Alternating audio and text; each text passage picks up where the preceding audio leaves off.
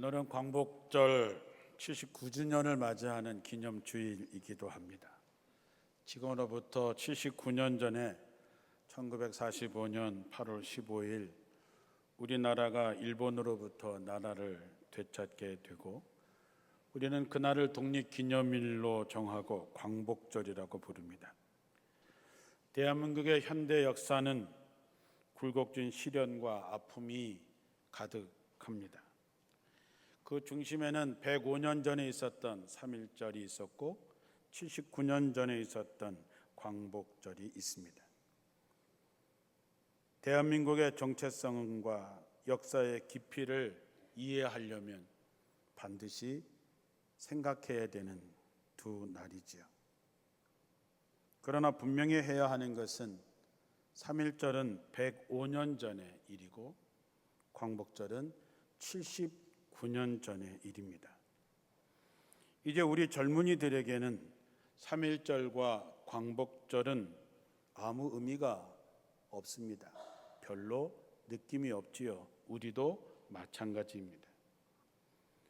정말 나라를 빼앗겼던 그 서러움과 아픔을, 그리고 독립됐을 때 자유와 기쁨을 우리들의 마음속에 갖고 있나? 또한 이 시대는 어떤 시대이며 우리는 또한 무엇을 지켜내야 될까 하는 생각을 해봅니다. 우리 기념주일이 오늘을 살아가는 우리들뿐만 아니라 우리들의 자식들에게 어떤 의미가 있을까를 생각하고 잊지 말아야 될 기념일이라면 어떻게 지켜낼까를 고민해야 됩니다. 단순히 79년 전에 있었던 사건과 이를 기념하는 예배가 아니라 그때 그 상황에서 나라와 민족을 위해 몸부림쳤던 선조들의 그 정신과 희생을 마음에 담고 그분들 때문에 누리는 이 자유와 번영을 우리가 우리들의 후손들에게 어떻게 물려줄 것인가를 결단하는 예배가 되기를 바랍니다. 왜냐하면 지금 시대는 일제강점기 때보다 훨씬 더 위험하고 어려운 때가 오고 있기 때문입니다. 모든 생명체는 성장하지 못하면, 변화되지 못하면 죽습니다. 어떤 생명체도 예외는 없습니다. 교회도 마찬가지입니다. 우리 개신교는 140년 전에 들어와서 일제강점기, 3.1운동, 광복절, 한국전쟁, 그리고 근대화를 이루어가는 과정에서 종교 이상의 중요한 역할을 담당해왔고 정말 세계가 놀랄 만한 부흥의 기적을 보여주기도 했습니다. 그런데 안타깝게도 이제는 더 이상 우리가 그런 역할을 하지 못하고 그럴 힘도 잃어가고 있는 것 같습니다.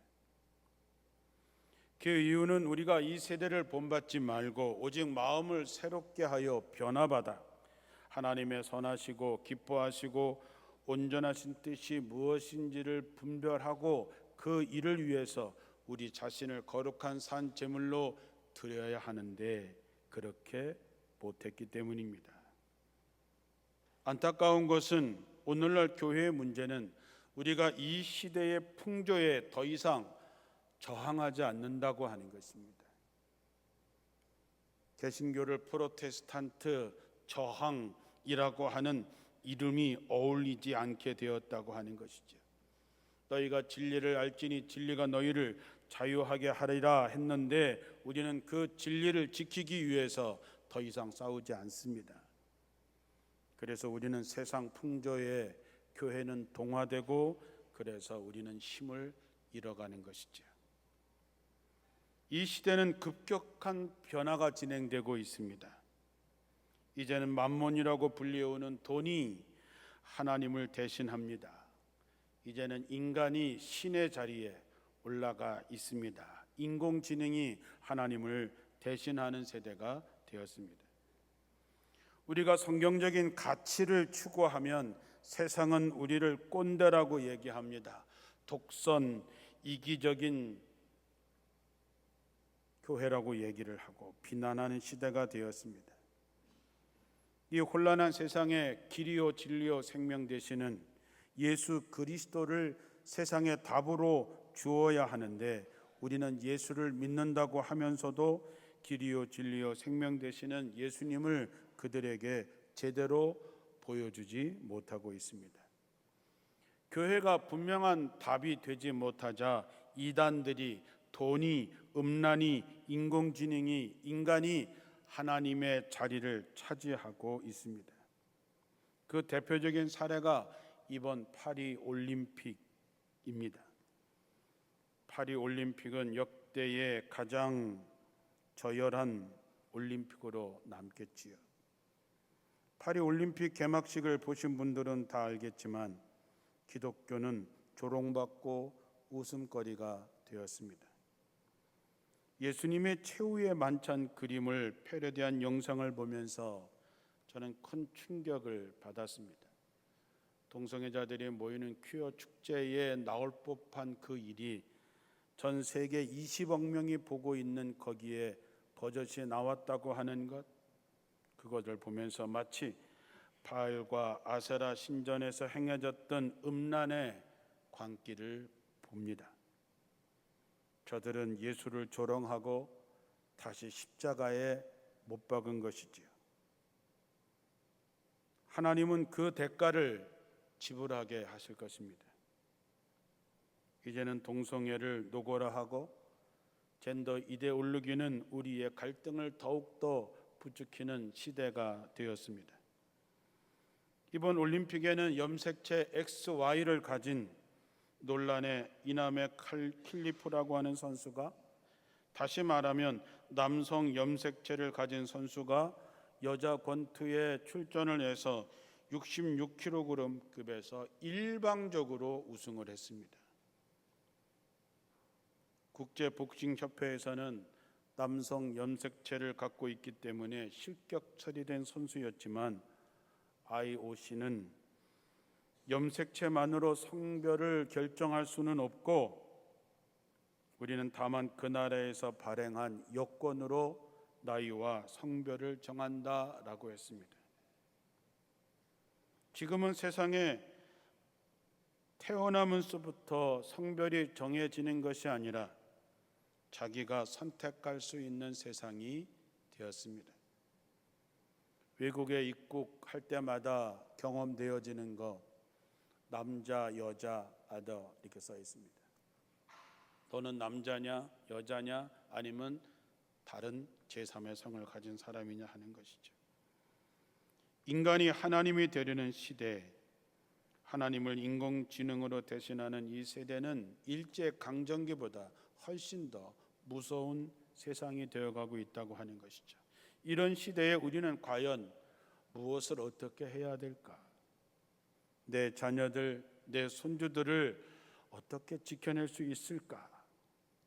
베드로전서 4장 7절에 만물의 마지막이 가까이 왔으니, 종말이 가까이 왔으니 그러므로 너희는 정신을 차리고 근신하여 기도하라 하셨는데, 우리는 과연 무엇을 해야 될까? 하나님의 나라와 이 나라의 미래를 위해서 우리는 싸워야 될 때가 왔습니다. 비행기가 추락하지 않으려면 양력이 있어야 되는데 그 양력은 속도와 힘입니다. 에너지가 절대적으로 필요하지요. 그것을 위해서는 우리가 모두 함께 힘을 모으지 않으면, 정신을 차리지 않으면 우리는 모든 것을 잃게 되어 있습니다. 저는 우리의 미래를 봅니다. 미래의 그림이 어떻게 그려질지를 봅니다.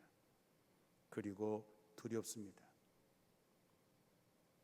요셉처럼 우리는 슬기롭고 분명하게 다가올 미래를 준비해야 하는데 그 답이 쉽게 보이지 않습니다. 지금 우리에게는 4가지의 큰 쓰나미가 밀려오고 있습니다. 그 첫째가 지지난주 말씀드렸던 인구 절벽이라는 재앙입니다.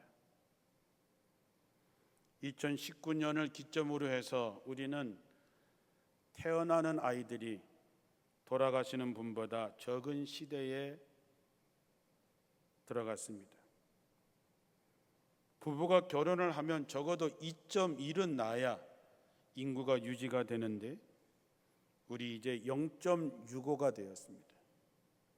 아주 쉽게 얘기하면 제가 태어나던 1959년에는 100만 명이 태어났습니다. 그리고 20만 명이 죽고 80만 명이 살아 있습니다. 그런데 작년에 22만 5천 명이 태어났습니다. 우리가 태어날 때의 4분의 1도 안 되는 것이지요. 이거는 엄청 심각한 얘기고 이거는 국가적인 재앙입니다. 통계청 자료에 2022년에 5,167만 7천만 명이었던 대한민국의 인구가 50년 뒤에 2072년이 되면 3,622만 명으로 감소될 거라고 하는 것을 예측합니다. 무려 1,545만 명이 줄어드는 최악의 상황이 되는 것이죠. 지난번에도 말씀드렸지만 원주시 44개가 사라지는 것이고 강원도민이 10개가 사라지는 것입니다. 이거는 전쟁에 비할 바가 아닌 무서운 상황이지요. 저출산으로 오는 인구 절벽은 사회복지, 경제, 종교 모든 데 문제가 생길 것이고 결국 세대 간의 갈등으로 나라가 어려워질 것입니다. 두 번째는 갈등으로 인한 분열입니다. 전 세계 우리나라만 유일하게 분단 국가이지만 더 큰 문제는 뭐냐 하면 우리 국민의 갈등이 날로 심해지고 있다고 하는 것이죠. 요즘에 이 사회는 분노와 증오로 미쳐가는 세상이 되고 있습니다. 모든 지도자들이 말로는 소통과 통합을 누구나 강조하지만 뉴스에는 온통 갈등의 이야기뿐입니다. 인터넷은 가관도 아닙니다. 사람들을 자극하고 선동하고 그래서 구독자가 많아져서 떼돈을 벌 수만 있다면 무슨 짓이든 하는 사람들이 인터넷의 부지기수입니다. 자극적이면 자극적일수록 구독자가 더 늘어나니 앞으로 더 심각해질 것입니다. 우리가 다니는 거리의 현수막은 온통 갈등을 조장하고 있습니다. 아무데나 걸어도 되는 정치 현수막은 더욱 심각하지요. 국민들을 자기 편으로 만들기 위해서라면, 권력을 위해서라면 그들은 아무도 상관하지 않습니다. 우리나라가 OECD 국가 중에서 갈등 지수가 2위, 3위 하고 있습니다. 이 문제가 왜 심각하냐 하면 단국대학교 분쟁해결연구센터가 국무조정실에서 의뢰하게 수행한 사회적 갈등으로 인한 경제적 비용 분석이라는 결과를 보면 나타납니다. 2013년에서 2022년 10년 동안 우리는 사회적 갈등으로 인한 비용이 2,326조 6천억을 잃어버렸습니다. 연평균 250조가 날아가는 거죠. 작년에 우리가 사회적 갈등 때문에 손해본 손실이 300조인데 작년에 우리나라 1년 총 예산이 638조라고 생각하면 우리나라의 총 예산의 절반이 사회적인 갈등 때문에 날아가고 있다고 하는 것이지요. 사랑하는 성도 여러분, 갈등이 이 정도 손해를 보고 있다는 거가 문제가 아니라 갈등의 가장 큰 폐악은 뭐냐 하면 이제는 누구도 믿지 않는 세상이 되었다라고 하는 것입니다. 자꾸 사람들을 갈라치기를 하다 보니까 이제 사람들은 자기가 보고 싶은 것, 믿고 싶은 것만 믿습니다. 우리나라 사람의 3분의 2는 이 사회가 공평하지 않다고 생각합니다. 더 이상 존중하지도 않고 따를 사람도 없습니다. 끌어내릴 수 있다면 끌어내리는 시대가 되었습니다. 가장 존경하는 인물이 누굽니까? 물어보면 우리는 세종대왕 이순신밖에 얘기할 게 없습니다. 그 이후에 수백 년이 지났는데도 불구하고 존경하는 사람이 없다고 하는 것은 우리 자신뿐만 아니라 우리 후손들에게 불행이 아닐 수 없습니다. 주는 평화로 오셨고 모든 담을 허신 평화의 주님만이 이 갈등의 답인 것이죠. 세 번째는 AI 시대가 와서, 인공지능 시대가 와서 우리를 더욱더 힘들고 어려운 지경으로 몰고 갈 것입니다. 우리가 코로나를 상상하지 못했듯이 상상할 수 없는 세상이 오고 있다고 하는 것이죠. 그것은 인공지능이 지배하는 세상입니다. 이거는 상상 속에서 나오는 이야기 아니라 10년 안에, 30년 안에 닥칠 현실입니다. 영화 속에서거나 나오던 일들이 현실이 되었습니다. 60가지의 감정 표현을 할 수 있는 감정 로봇 소피아를 개발한 데이비드 헨슨은 인공지능 로봇은 2035년에 모든 영역에서 인간을 추월하게 되고 2045년에는 인간과 동일한 시민권을 갖게 될 거라고 예측했습니다. 한국고용정보원 기술 변화에 따른 일자리 연구 보고서에도 2030년이 되면 지금과의 직업이 완전히 바뀌어지게 됩니다. 2017년에 나온 자료임에도 불구하고 2030년이 되면 의사 업무의 70%가 인공지능이 대신하게 될 거라고 하고, 약사는 84%, 판검사는 60%, 변호사, 교수는 50% 이상이 AI 인공지능으로 대신하게 된다 했습니다. 우리나라의 중요 직업 398가지 직업 중에서 85%가 인공지능이 하게 될 거라고 전망했습니다. 여러분, 2030년이 먼 미래입니까? 6년 뒤가 2030년이 됩니다. 이제 사람들은 인공지능보다 더 신뢰하는 것이 없습니다. 이제는 사람들은 인공지능을 믿기 시작합니다. 50년 전에 중학교 다닐 때 그때 막 나왔던 세상의 말세가 되면 사람들이 바코드라고 하는 것이 나와서 몸에 삽입을 하고, 그리고 돈이 있어도 물건을 살 수 없고 카드를 가지고 살고 사람들이 컴퓨터를 손에 들고 다닌다 그랬을 때에 그때 우리는 그런 세상이 과연 올까라고 생각했는데 그런 세상이 왔습니다. 얼마 전에 AI 인공지능이 세계 최초로 책도 냈습니다. 그 제목이 뭔지 아십니까? 삶의 목적을 찾는 45가지 방법입니다. 저자가 챗 GPT입니다. 사서 볼까 생각하다가 기분 나빠서 안 샀습니다. 미래학자들은 인공지능을 신인류라고 말하기까지 하죠. 이처럼 인공지능 기술은 상상을 뛰어넘을 만큼 진보해서 사람들에게 편리한 생활을 약속하고 장밋빛 미래를 그리게 하지만 모든 기술이 그렇지 않듯이 그림자가 있습니다. 인공지능이 노동자 여러분과 여러분의 자녀들이 해야 할 일자리뿐만 아니라 전문가의 일자리까지 대체하기 시작했기 때문이죠. 예일대학교의 로버트 실로 교수는 미래의 인공지능에게 대체된 수십억 명의 인류가 직업을 잃어버리고 난민 수준의 빈민으로 살 거라고 전망했습니다. 사랑하는 성도 여러분, 이런 시대가 올 때에 교회는 과연 무엇을 해야 하며 그러한 시대에 우리는 무엇을 대비해야 될까?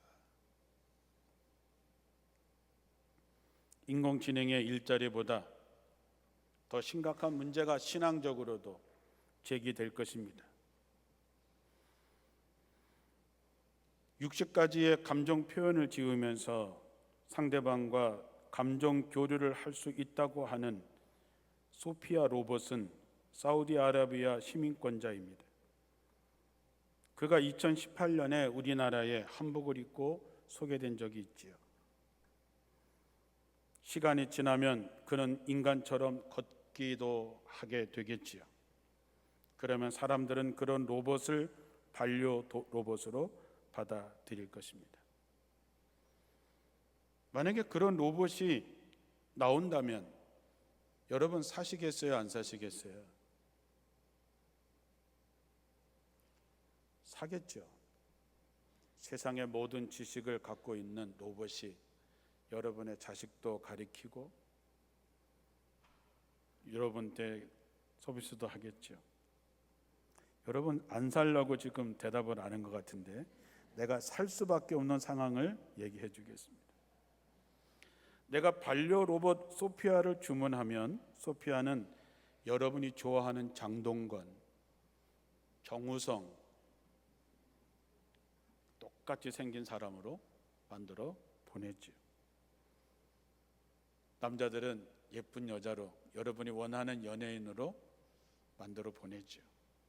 그러면 똑똑해서 여러분 말을 다 알아듣고 여러분 대신 청소하고 요리도 하고 챗 GPT를 이용해서 아이들을 가르치기도 하고 커피를 마시면서 즐거운 대화도 할 수 있는데 여러분 남편과 아내보다 훨씬 더 자상합니다. 모르는 게 없습니다.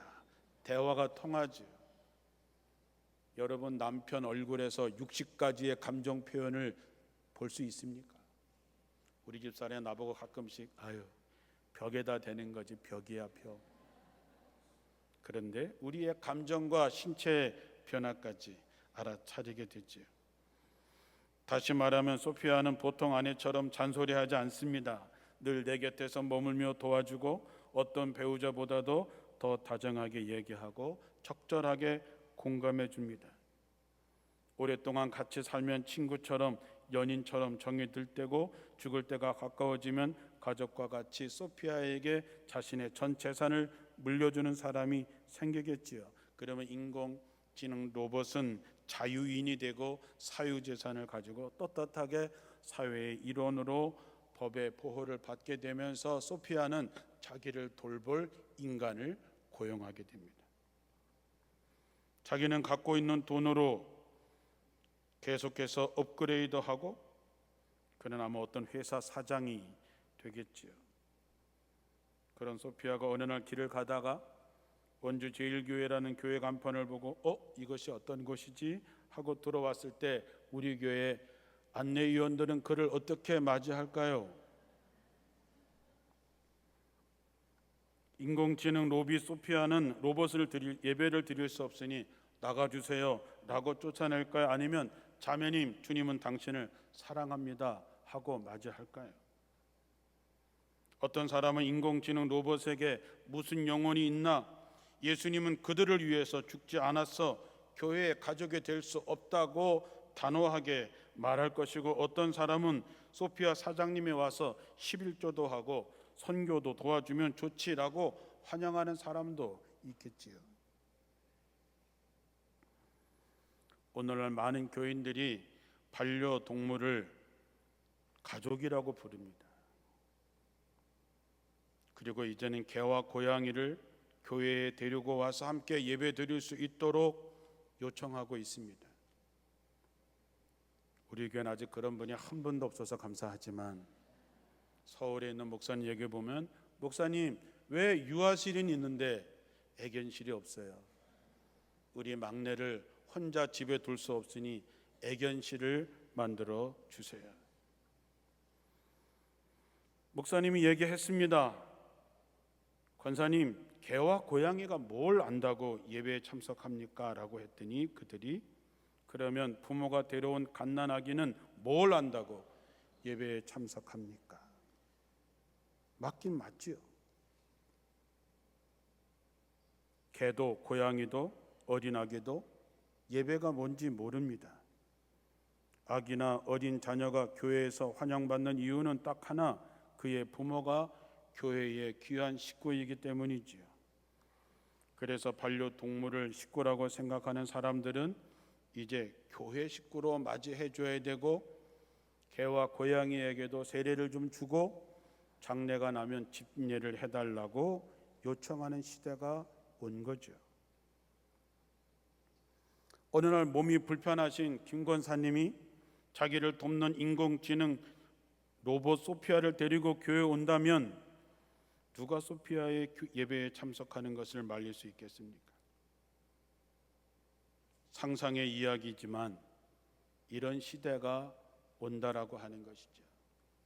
인공지능이 우리 자녀들이 가져야 될 모든 직업을 가져가고, 인공지능이 이제 이 세상을 지배하는 세상이 곧 온다라고 하는 것이죠.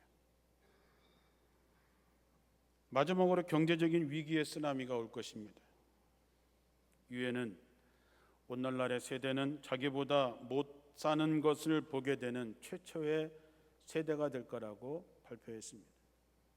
우리는 부모님은 고생하면서도 내 자식을 공부시키면 나보다 더 나은 삶을 살 수 있을 거라고 하는 희망으로 우리 부모들은 우리를 위해서 죽으심을 다하셨는데, 이제는 내 자식이 나보다 못 사는 것을 보게 되는 최초의 세대가 되었다라고 하는 것이죠.